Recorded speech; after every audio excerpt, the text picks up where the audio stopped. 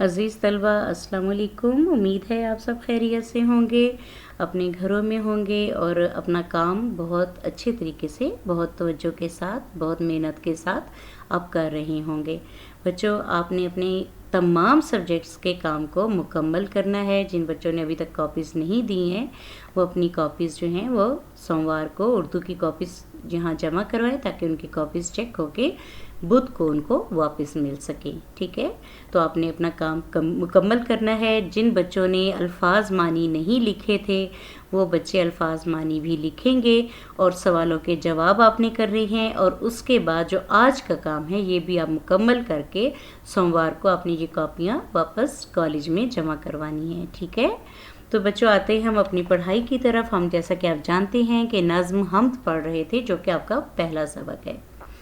تو حمد میں ہم نے پڑھائی کی، میں نے آپ کو اس کی تشریح بتائی کہ اس میں شاعر کہہ کیا رہا ہے، پھر ہم نے ان کے سوال و جواب کیے، ہم نے الفاظ معنی کیے، گرامر کی کچھ چیزیں جو ہیں الفاظ الٹ اور وہ سارے کام ہم نے کمپلیٹ کر لیے، مکمل کر لیے۔ امید ہے آپ نے جو کام کتاب پہ کرنا تھا وہ کتاب پہ کر لیا ہوگا، اور جو کاپی پہ کرنے والا کام ہے وہ کاپی پہ مکمل کر لیا ہوگا، اور آج آپ نے سوالوں کے جواب بھی لکھ لینے ہیں، اور آج جو میں آپ کو کام کروا رہی ہوں اس کو بھی آپ نے مکمل کر لینا ہے۔ تو بچوں، آتے ہیں ہم اپنے جو مشق ہے اس کے صفحہ نمبر 6 پہ آ جائیں۔ آپ کتاب کی کھولیں، کتاب کا صفحہ نمبر 6 نکالیں۔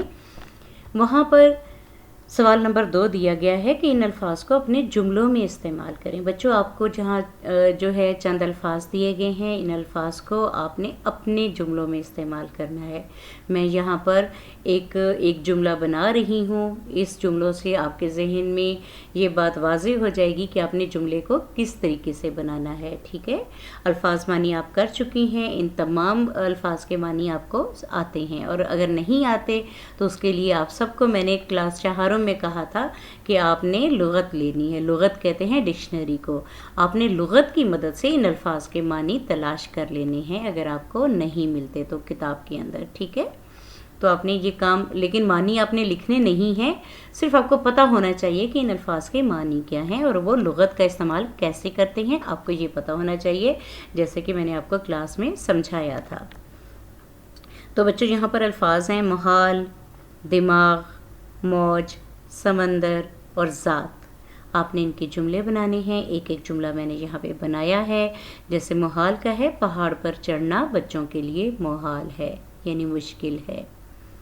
اسی طرح سے آپ کوئی بھی کام کا لکھ سکتے ہیں کہ اس کام کو کرنا میرے لیے محال ہے یا میرے لیے محال نہیں ہے، دونوں طرح سے آپ استعمال کر سکتے ہیں۔ دوسرا لفظ ہے دماغ۔ میرے دماغ میں خیال آیا کہ کیوں نہ میں کتابیں پڑھا کروں۔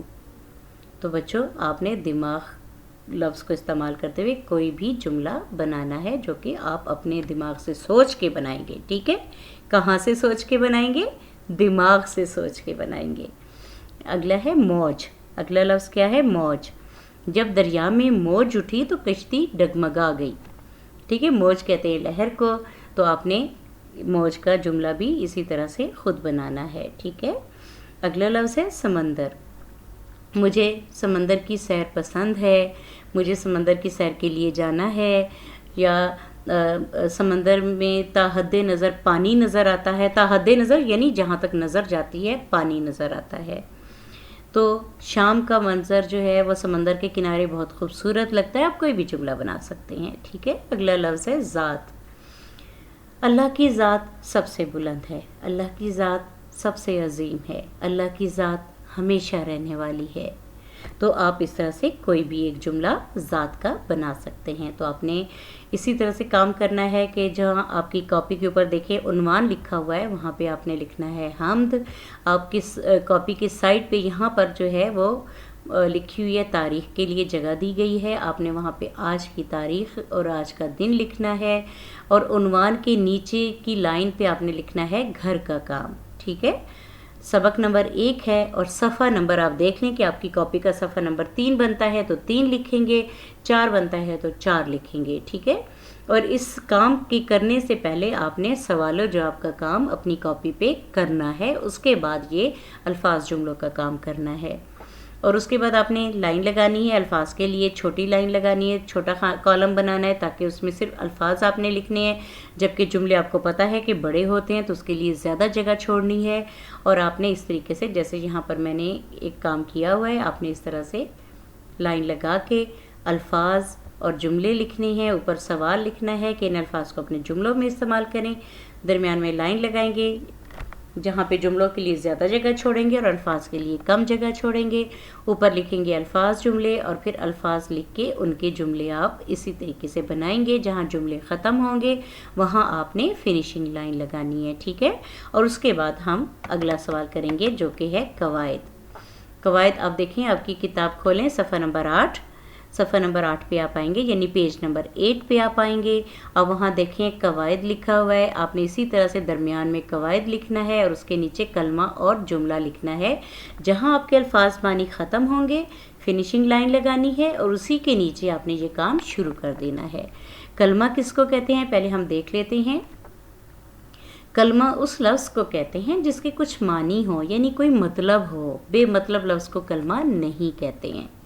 تو ایسے لفظ جس کا کوئی مطلب ہو کلمہ کہلاتے ہیں، جیسے ذات، تیر، چراغ وغیرہ، ٹھیک ہے۔ جملہ لفظوں کے ایسے مجموعے کو کہتے ہیں۔ اب آپ کو پتہ چل گیا نا کہ لفظوں کے مجموعہ، لفظوں کو جوڑنا، اکٹھا کرنا، اس طریقے سے اکٹھا کرنا کہ اس سے پورا مطلب واضح ہو جائے، تو اسے جملہ کہتے ہیں۔ جملہ لفظوں کے ایسے مجموعے کو کہتے ہیں جس سے پورا مطلب واضح ہو جائے، جیسے تخیل سے ہیبت چھائی ہوئی ہے، تو یہ ایک جملہ ہے جو کہ ہمیں سمجھ میں آ رہا ہے، ٹھیک ہے۔ جیسے آپ نے پچھلے الفاظ کا استعمال کرتے ہوئے جملے بنائے ہیں تو یہ سب جملہ ہی کہلاتا ہے، ٹھیک ہے۔ کلمہ کی قسمیں ہم دیکھ لیتے ہیں۔ کلمہ کی 3 قسمیں ہیں، اسم، فعل اور حرف۔ اسم کیا ہے؟ کسی شخص، کسی چیز، کسی جگہ کے نام کو اسم کہتے ہیں، ٹھیک ہے۔ جیسے شہر، پہاڑ، گھر، ٹوپی، JIK، یہ سب کیا ہیں؟ اسم ہیں۔ اور فعل جو ہے وہ کسی کام کا کرنا یا ہونا فعل کہلاتا ہے، جیسے کھانا، پینا، دوڑنا، بھاگنا، سونا، لکھنا، پڑھنا، یہ سب فعل ہیں۔ اور یہ زمانے کے لحاظ سے فعل استعمال ہوتا ہے کہ آیا یہ کام ماضی میں ہوا تھا، یہ کام اب ہو رہا ہے یعنی حال میں ہو رہا ہے، یا یہ کام مستقبل میں ہوگا، تو یہ کام کا کرنا یا ہونا فعل کہلاتا ہے۔ حرف کیا ہے؟ جو 2 اسموں کو 2 فعلوں کو جوڑتا ہے، یا پھر جو 2 جملوں کے درمیان میں تعلق یا ربط قائم کرتا ہے، جیسے پر، میں، تک، سے، یہ سب حروف ہیں۔